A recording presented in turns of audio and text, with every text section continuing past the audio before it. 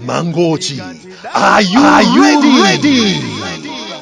Chisangalalo chija chatsikira ku Mangochi tsopano kuyambira lachisanu pa 15 September 2023. Basi yanu ija yodalirika ya Khwezy tsopano yayamba kuyenda pakati pa mtunda wa Blantyre ndi Mangochi. Kunyamuka ku Blantyre nthawi ya 8 koloko mmawa kupita ku Mangochi, komanso kunyamuka nthawi ya 2:30 masana ku Mangochi kubwera ku Blantyre. Mtengo wakulu 20,000 kwacha, ana 15,000 kwacha. Return ticket akulu 35,000 kwacha ndipo ana 28,000 kwacha yokha basi. Osayiwala kutumiza katundu wanu pa Khwezy courier ku Mangochi kupita ku Blantyre, Lilongwe, Kasungu, Mzuzu ndipo katundu amakafika tsiku lomwero. Nambala yathu ndi 0886 780 Khwezy buses, miles of smiles to your destination.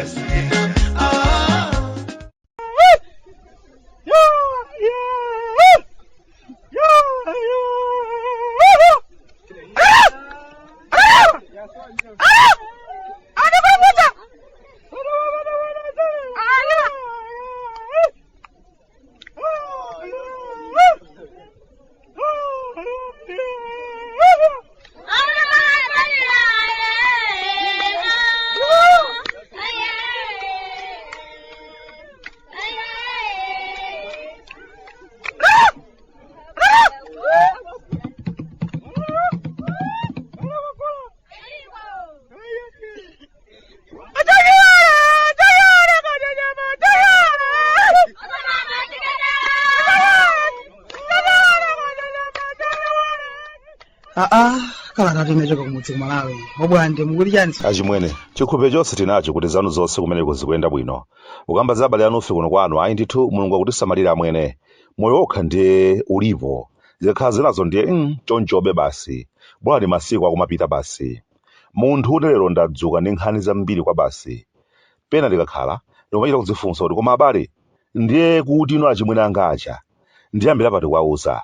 Komabe monga muja ndimachitira muja mundilola achimwene ndivulire kaye kachipeya basi zomwe zija za Khwezy, zomwe zija mbambande panyasande ponse pano achimwene. Kukwera basi za Khwezy umachita kudziwiratu kuti wakwera basi zokhazo zimene pakadali pano zikuyenda bwino kwambiri pakati pa Blantyre, Lilongwe, Mzuzu komanso Mangochi. Anthu sayang'ananso kwinayi, amayang'ana ku Khwezy buses basi. Ndimakamba kuti zilipo nkhani zingapo zimene ndimafuna nditagawana nanu achimwene zimene zikuchitika kwathu kuno. Ndikudziwa munena kuti ubwantasa kodi mukadapitiriza bezano zakuchikamwa zija simunasiyebe. Kodi ngati kumakhala kuchikamwa ayitu kumakhala kuwawidwa mtima basi amwene ndi mmene zinthu zake zikuyenderamo. Ukumadzifunsa kuti kodi ndiye kuti ndingokhala chete akuba kwathu kuno kupitirizabe kuti sautsa amwene. Panopa ndiye ayi ndithu mnyasande wathu uja wamba kusanduka joweni. Anthu kumaphedwa paliponse poyerayera, anthu akuona ndithu sizikukomayi. Pena pake ndikamaona nkhani zachitetezo kwathu kuno ndimakhala odabwa kuti kodi chimene chikuchitika ndi chani. Koma sizili bwino konse achimwene. Tsiku ndi tsiku tikutaya nzika zodalirika zimene zikanatha kuchita zinthu zabwino kwathu kuno chifukwa cha anthu achifwamba. Panopa basi zochitika zawo zambandawo zazama kwa basa amwene. Zinthu zimene zimandipatsa zomaganizo kuti kodi mapholisa athunso azama.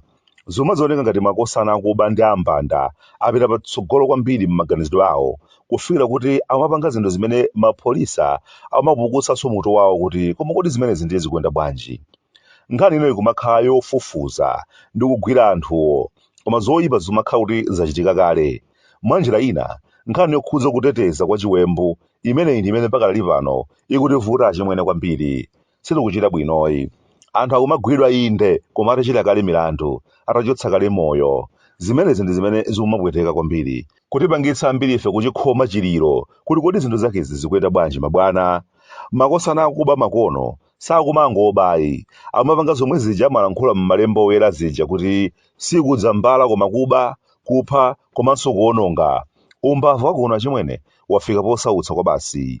Akumakudikirira mwala uli m'manja osafuna kungoba kokhayi koma aphwanye mutu kenaka adziba bwino. Zimenezi ndi zimene zimandipweteka kwa basi. anaambira kusanduka amasiye chifukwa ena ake amafuna kutenga machenji pa ndalama zimene iwo sanadzikhetsere thukuta. Chimene chito ndi chimene chikumandiwawa. Nkhani ya chitetezo achimwene ndi nkhaninso imene anthufe timayenera tiyiwunike mozama kwambiri. Tione kuti kodi zikumakhala bwanji, kodi zimachokera pati, tingatetezane bwanji kuti anthu asiye kuchita khalidwe lonyansa ngati ili. Chifukwa tunde sizili bwino amweneyi. Ndikudziwa muzifunsa kuti kodi obwantasa nkhani imeneyi mwayiyamba chifukwa chani? Zikumandiwawa amwene. Pakadali pano kwathu kuno tilinso pasiwa amwene. Mnyamata ndithu odzilimbikira amene amagwira ntchito zake bwinobwino opanda chipongwe ndi munthu ndi amene tikuperekeza ataphedwa ndi achiwembu. Koma tsopano kuphedwa kwake kunali kumvetsa chisoni kwambiri. Zinthu zimene zikupangitsa kuti anthufe tizikhale mafunso kuti koma kodi abale Nyasande akulowera kuti? Nyasande munkamudziwa kuja achimwene anasokonekera. Nyasande wapanowe zilipo zinthu zingapo zimene zikuchitika, koma nkhani yayikulu ndi yomwe ija takhala tikukamba ija achimwene. Kuteteza milandu kuti isachitike zimene zikukhala ngati tikulephera, mbava zazama kwa basi. Mapholisa nthawi zonse akumapeza zakuthaitha amwene, mmene mutu moyo ndiye kuti watayika. Ndikudziwa muzifunsa sakanda bongomani wathu kuti kodi abwantasa ndiye akutani kanda bongomani wathu, ndikuchepa kwa chitetezomu ndiye akumatani kanda bongomani. Panopa ndiye sanayenso wadekha kaye wati phee, nayenso nkutheka kudabwa kuti kodi Nyasande tsopano ndi chiyani nokwenikweni. Pena tomadziona ngati mwinanso anzathu achitetezo ofunika kukhala nawo pansi, funika kuonanso kuti kodi zinthu kuti zisokonekere ngati mmene zachitiramo zafika bwanji pamenepa. Nkutheka nawonso mapholisa akhoza kukhala ndi mavuto awo amene akuwapangitsa kuti adzingoonelera kuti kaya zimenezo zionekezo ndi zomwezo basi nanga tipanga bwanji. Galimoto zawo sizinambepo zakhala ndi mafuta okwanira, nthawi zonse zimakhala kuti zibe mafuta. Mayunifomu ndiye itakudzuka itachita kuopsa ndi dzuwa amwene. Chijombocho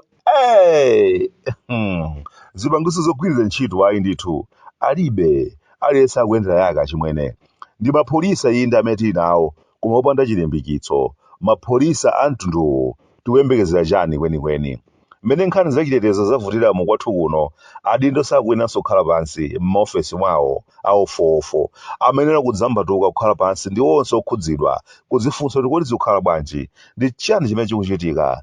Zioneka kuti makosana ochita za umbava azama, koma mwati ena sakumathandizidwanso ndi mapholisa ena mkati momwemo. Zimadabwitsa kuti m'malo amodzimodzi omweomwewo anthu amachitidwa chipongwe, koma mapholisa malo mokhwimitsa chitetezo m'malo omwewo ayi ndithu zochitika zosaoneka ayi. Enanso zikuoneka kuti akapita ku ndende kamba kolakwira lamulo akumakabwerako atazama kumeneko ali akatakwe. Kumafunika kukaonanso kuti kodi mkati mwa ndende mukuchitika zotani. Ndende zathu zamba kusanduka tsopano sukulu ya zaukachenjede ya umbava.